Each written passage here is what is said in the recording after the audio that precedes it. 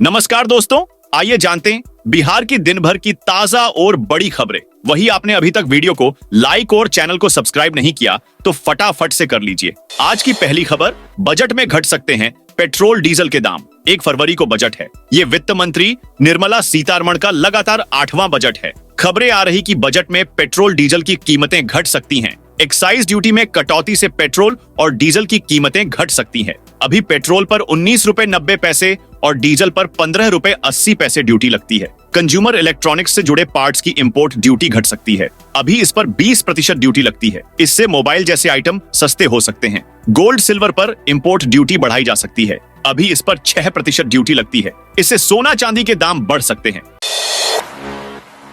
13 special ट्रेनें फरवरी से मार्च तक चलेगी। अधिकांश ट्रेनों के बढ़े 59 फेरे। पूर्व मध्य रेल प्रशासन ने यात्रियों की सुविधा को ध्यान में रखते हुए 13 जोड़ी स्पेशल ट्रेनों के परिचालन अवधि में विस्तार किया है। पूर्व मध्य रेल हाजीपुर के मुख्य जनसंपर्क अधिकारी सरस्वती चंद्र ने इसकी जानकारी दी है। इन ट्रेनों में पूर्णिया कोट बिहारीगंज, सहरसा पूर्णिया कोट, दानापुर सहरसा, दानापुर आरा, राजेंद्र नगर आरा, पटना किऊल, मोकामा किऊल और राजगीर किऊल रूट शामिल हैं। अधिकांश ट्रेनों के 59 फेरे बढ़ाए गए हैं। ये 1 फरवरी से 31 मार्च तक प्रतिदिन चलेगी। विशेष रूप से राजगीर किऊल राजगीर स्पेशल ट्रेन के 33 फेरे बढ़ाए गए हैं, जो 1 फरवरी से 29 मार्च तक सप्ताह में 4 दिन मंगलवार, बुधवार, गुरुवार और शनिवार को चलेगी। सभी ट्रेनों का ठहराव और समय पहले की तरह ही रहेगा। अगले सप्ताह से दीघा घाट व कंगन घाट के बीच चलेगी डबल डेकर बस। दीघा स्थित पर्यटन घाट से कंगन घाट के बीच गंगा पाटवे पर अगले सप्ताह से पर्यटन निगम के डबल डेकर बस का संचालन होगा। बस सज धज कर तैयार है। ऊपरी तल्ले पर सीट व्यवस्थित हो गया है। सब कुछ होने के बाद बुधवार को झेपी गंगा पथ पर चलाकर ट्रायल किया गया है। ट्रायल में किसी तरह की कोई समस्या नहीं आई। ट्रायल सफल रहा। वहीं परिचालन के लिए परमिट प्रक्रिया चल रही है। परमिट मिलने के बाद 2-3 दिन में संचालन शुरू करने का लक्ष्य रखा गया है। वहीं अधिकारी के माने तो डबल डेकर बस का संचालन सफल रहा तो बसों की संख्या बढ़ाई जा सकती है। बिहार में 1 अक्टूबर को 18 वर्ष पूरा करने वालों का भी नाम मतदाता सूची में जुड़ेगा। बिहार विधानसभा चुनाव के लिए ईवीएम और वीवीपैट की प्रथम स्तरीय जांच जून से शुरू होगी। इससे पहले मतदाता सूची में नाम जोड़ने का अभियान चलेगा। 1 अक्टूबर को 18 वर्ष पूरा करने वाले युवाओं को विधानसभा चुनाव में मतदान का मौका मिलेगा। इसके लिए मतदाता सूची में नाम जुड़वाना अनिवार्य है। ऐसे युवा जो 17 वर्ष की आयु पूरी कर चुके हैं, वे मतदाता सूची में नाम जोड़ने के लिए अग्रिम आवेदन दे सकते हैं। आवेदन ऑनलाइन और ऑफलाइन देने की सुविधा है। परेशानी होने पर वोटर हेल्पलाइन नंबर 1950 पर कॉल कर जानकारी प्राप्त कर सकते हैं। आवेदन करने वाले युवाओं का 1 अक्टूबर को 18 वर्ष की उम्र पूरा करने के साथ ही मतदाता सूची में नाम जुड़ जाएगा।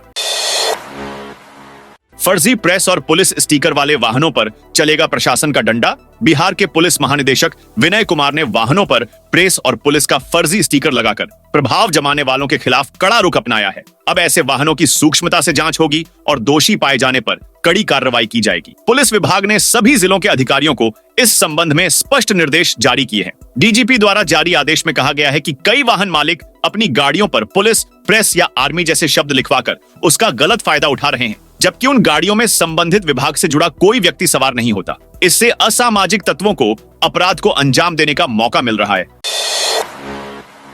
जमीन सर्वे के अब तक महज 1 करोड़ आवेदन आए। बिहार में जमीन सर्वे का काम बेहद धीमा चल रहा है। एक ओर जहां रैयतों को दस्तावेज खोजने में वक्त लग रहा है, वहीं दूसरी ओर सरकार नित्य नए फरमान लेकर आ रही है। राजस्व विभाग के सूत्रों की माने तो पिछले कई महीनों में भूमि धारकों द्वारा निर्धारित प्रपत्रों में स्व घोषणात्मक प्रारूप में सहायक दस्तावेजों के साथ लगभग 1 करोड़ आवेदन सत्यापन के लिए ब्लॉक कार्यालयों और अन्य राजस्व कार्यालयों में जमा किए गए हैं। राज्य सरकार ने सितंबर में भूमि धारकों को जरूरी दस्तावेज जमा करने के लिए समय दिया था, क्योंकि लोगों से शिकायतें मिल रही थी कि उन्हें जमीन पर अपने दावे के समर्थन में जरूर दस्तावेज हासिल करने में कठिनाइयों का सामना करना पड़ रहा है, चाहे वह जमाबंदी, स्वामित्व या फिर बंटवारे के कागज हों। राजस्व और भूमि सुधार विभाग के अतिरिक्त मुख्य सचिव दीपक कुमार सिंह ने कहा कि किस्तवार और खानापूर्ति की प्रक्रिया के साथ भूमि सर्वेक्षण फरवरी के अंत से गति पकड़ेगा।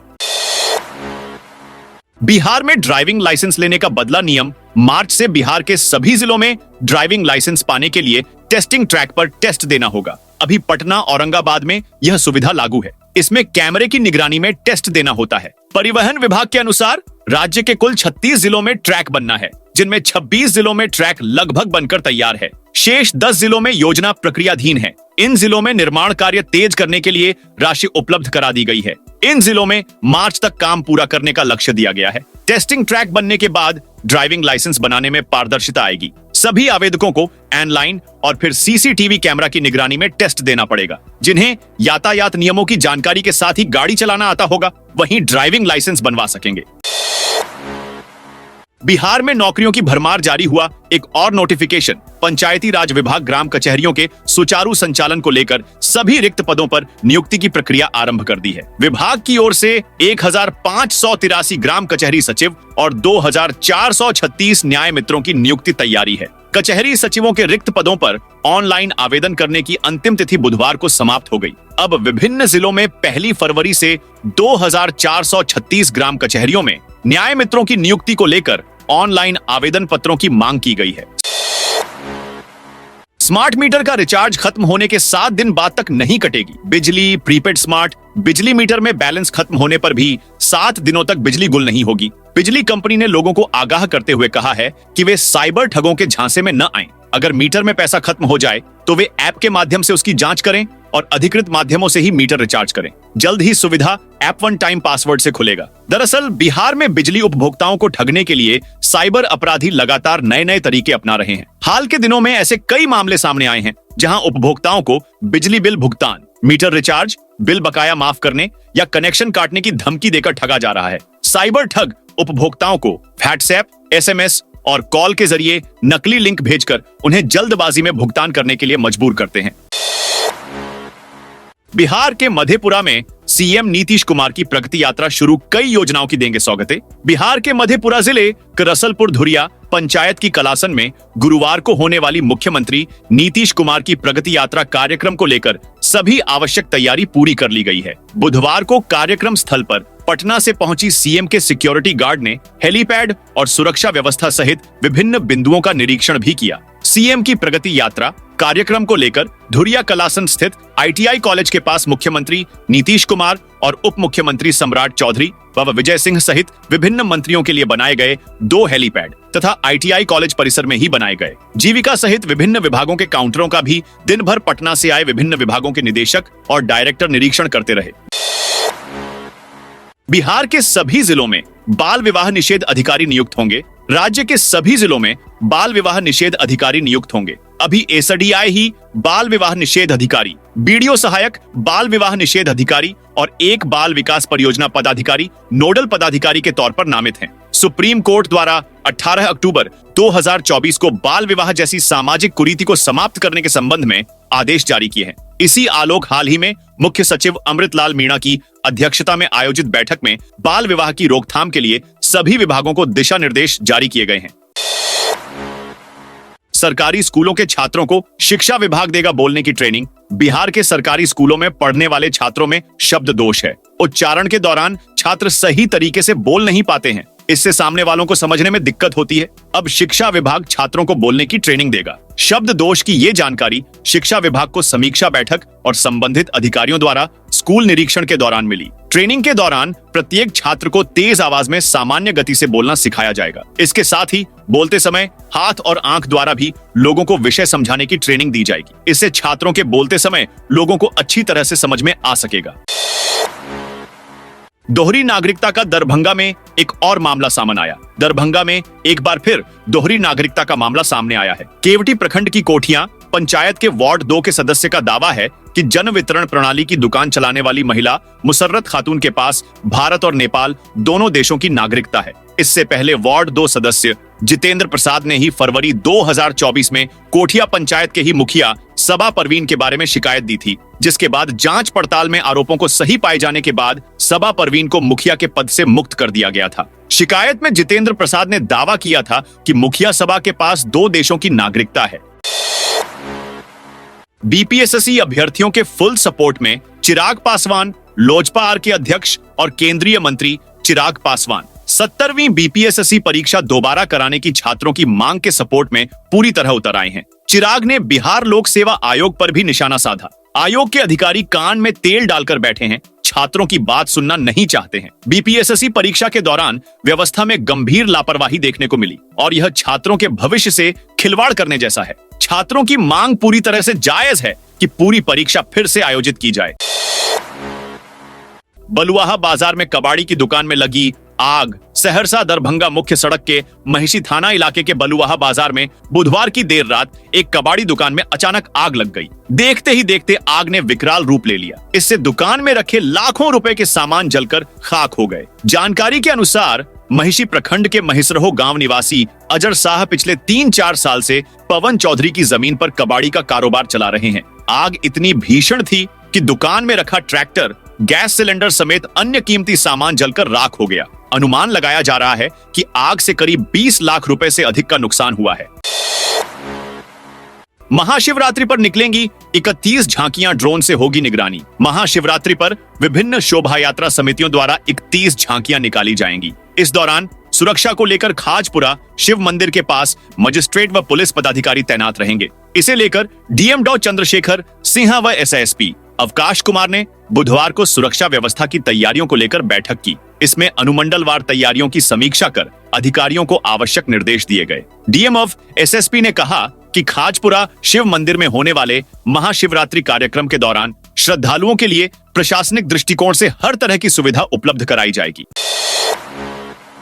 बिहार में पुणे के आयकर अधिकारी से ही मांग ली रिश्वत। देश में भ्रष्टाचार एक बड़ा मुद्दा है। भ्रष्टाचार से त्रस्त आम आदमी को आपने कई बार न्याय के लिए गुहार लगाते सुना होगा। कई बार इन भ्रष्टाचारियों पर कार्रवाई भी होती है, लेकिन बावजूद इसके भ्रष्टाचार का दीमक खत्म नहीं हो रहा है। अब बिहार में एक आयकर अधिकारी से ही रिश्वत मांगने का मामला सामने आया है। भ्रष्टाचार का यह मामला उजागर होने के बाद से हड़कंप मच गया है। दरअसल महाराष्ट्र के पुणे में तैनात एक आयकर अधिकारी ने दानापुर सीओ के कार्यालय में भ्रष्टाचार का आरोप लगाया है। आयकर अधिकारी ने अब जिला अधिकारी को खत लिख इस भ्रष्टाचार से उन्होंने भी अवगत कराया है। डीएम के नाम लिखे पत्र में इनकम टैक्स अफसर ने कहा है कि उनके पैतृक संपत्ति में बंटवारे के लिए दिए गए आवेदन को निपटाने के लिए सीओ कार्यालय के कर्मचारियों द्वारा 20,000 रुपए की रिश्वत मांगी जा रही है। इधर इस मामले में सीओ से उनका पक्ष जानने के लिए कई बार सरकारी नंबर पर कॉल किया गया, लेकिन उन्होंने फोन नहीं उठाया। इस संबंध में एसडीएम दिव्य शक्ति ने कहा कि मामले की जांच की जाएगी।